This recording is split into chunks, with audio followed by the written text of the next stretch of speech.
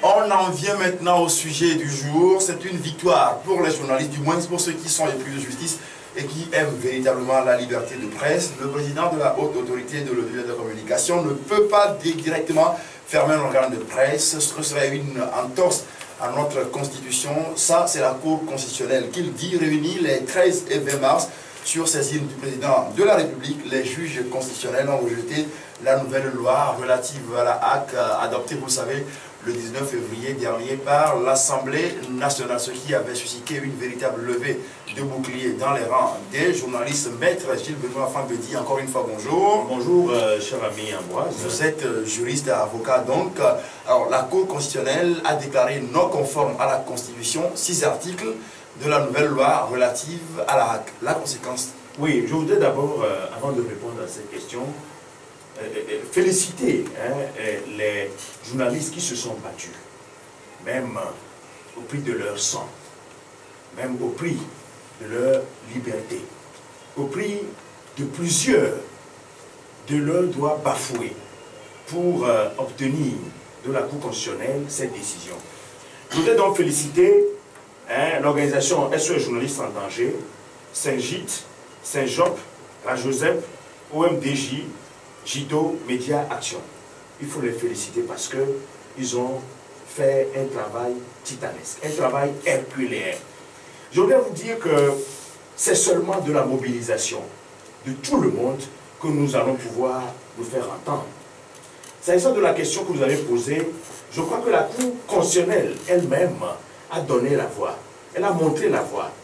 C'est que les articles que vous avez cités tout à l'heure, c'est-à-dire les articles 58, 60, 5e et 6e tiret, 62, dernier tiret, 63, 3e et 4e tiret, 64 et 67 de la loi en cause, ont été déclarés non conformes à la Constitution, ont été déclarés donc anticonstitutionnels. Ce qui voudra dire tout simplement que cette loi doit être purement et simplement revisitée.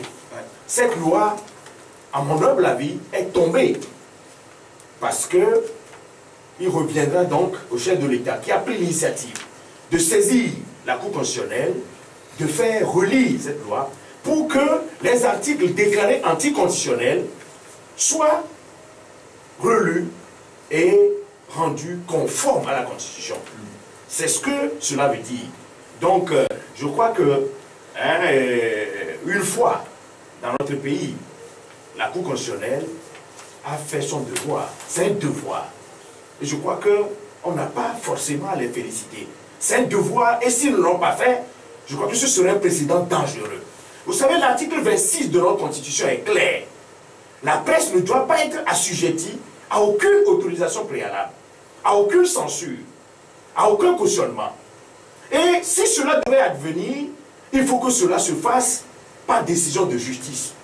Si malgré l'existence cohérente et claire de cette disposition de notre loi fondamentale, on s'est permis de voter cette loi pour laquelle on s'est félicité, comme on l'a fait tout à l'heure pour les lois votées, enfin les projets de loi analysés hier, je crois que c'est scandaleux. D'accord. Alors, vous avez dit que c'est, en termes clairs, on renvoie donc à une relecture. Et ça, c'est clair. Alors, justement, on connaît la Cour constitutionnelle par rapport au passé. Je veux parler des élections dans ce pays, je veux parler de l'affaire des 9 députés. Est-ce qu'aujourd'hui, on peut dire que Aboudou Assouma et les siens ont finalement retrouvé leur lucidité, du moins par rapport à cette loi? Vous savez, c'est ce que j'ai dit tout à l'heure. Je n'ai pas à les féliciter. Je me dis plutôt qu'ils ont fait leur devoir. C'est leur devoir. Ils doivent remplir leur obligation. Et c'est ce qu'ils ont fait. On ne peut que dire que une fois dans le monde journalistique, ils ont fait leur devoir. D'accord. Et pour cela, je dis que chacun d'entre nous doit pouvoir, à chaque instant, à chaque moment où cela est nécessaire, se mobiliser pour qu'on puisse se faire entendre. D'accord. Ferdinand Ité, vous êtes le président de SOS Journalistes en danger, l'une de ces organisations de presse qui ont livré une rude bataille contre cette loi qualifiée de liberticide qui donnait trop de pouvoir à la HAC et qui faisait donc du président de la HAC un gendarme derrière les journalistes. Est-ce qu'aujourd'hui, on peut crier victoire? Non, je crois qu'il n'y a pas lieu d'afficher un quelconque triomphalisme. Avant de répondre à la question, je voudrais d'abord avoir une pensée particulière ce matin pour notre confrère Young Love, qui a versé de son sang à cause de cette loi-là et qui est présentement à l'hôpital en train de se préparer pour son opération qui va débuter dans quelques jours. Je voudrais remercier l'ensemble des responsables des organisations qui se sont engagés très tôt dans cette bataille-là. Je voudrais ensuite remercier les journalistes, et le confrère qui travaille déjà dans des conditions assez difficiles, des rédactions qui sont très pauvres, les gens qui font des reportages, qui n'ont pas de moyens, qui ne sont pas payés. Tous ces journalistes-là qui se sont mobilisés en toute lucidité pour participer massivement à l'Assemblée générale en vue de décrier cette loi-là. Je voudrais remercier ensuite toutes les organisations qui nous ont accompagnés, les organisations de défense des droits de l'homme à l'interne, les organisations de presse à l'international, et les personnes de bonne volonté qui nous ont accompagnés. Je voudrais placer un mot spécial à des aînés qui étaient avec nous dans ce combat-là et qui aussi ont été arrosés par les gaz lacrymogènes la dernière fois à la plage. Je voulais parler du directeur de la dépêche, Apollinaire Monet-Messer, de Abbas Saïbou du Regard, de Wissé Améga, tous ces aînés-là qui étaient avec nous, nous qui sommes encore relativement plus jeunes, et je voudrais remercier tous ces gens-là. Je crois que, comme Maître vient de le dire, la Cour constitutionnelle a fait son devoir, parce que cette disposition, cette loi organique était tellement... les dispositions de cette loi vis-à-vis de la Constitution étaient tellement scandaleuses que même un étudiant de première année de droit aurait pu constater ces anomalies-là. Et donc le fait pour la Cour constitutionnelle de le dire, ce n'est pas une surprise pour nous. Ça va dans le sens normal des choses.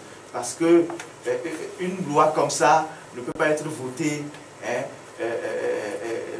lorsqu'on regarde et on lit pleinement l'article 26 de notre Constitution. Et donc je crois que le texte a été rétoqué et nous ne pouvons qu'en être fiers. Maintenant, Maître Gilles Benoît vient de l'expliquer en tant que juriste, pour nous ce texte tombe, parce que même si c'est un seul article de la loi qui est remise en cause par la Cour constitutionnelle, le texte tombe automatiquement, parce que dans l'état actuel des choses, le président de la République qui a saisi la Cour constitutionnelle ne peut pas promulguer cette loi-là. Il ne peut pas promulguer une partie qui est conforme à la Constitution et une autre partie qui n'est pas conforme à la Constitution. La loi, c'est un tout. Et à partir du moment où une disposition de la loi est anticonstitutionnelle, la loi tombe. Alors, aujourd'hui, il y a deux solutions qui s'offrent à eux. D'abord, comme Maître vient de l'expliquer, on renvoie la loi devant l'Assemblée nationale pour une seconde rélecture. Et dans ce cas, soit on veut maintenir les dispositions décriées actuellement dans la loi, et donc on saute l'article 26 de la Constitution, et ce serait quand même inédit dans l'histoire du Togo, ou on laisse carrément tomber la loi et on revient à la situation antérieure. Alors, Ferdinand, gardez le fil de votre développement.